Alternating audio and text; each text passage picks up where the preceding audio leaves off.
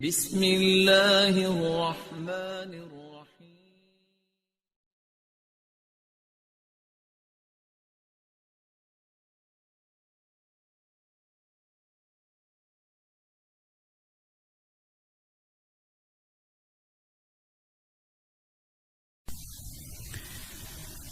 اللهم لك الحمد أنت نور السماوات والأرض ومن فيهن، ولك الحمد أنت قيم السماوات والأرض ومن فيهن، ولك الحمد أنت رب السماوات والأرض ومن فيهن، ولك الحمد لك ملك السماوات والأرض ومن فيهن، ولك الحمد أنت ملك السماوات والأرض، ولك الحمد أنت الحق ووعدك الحق وقولك الحق ولقاؤك الحق،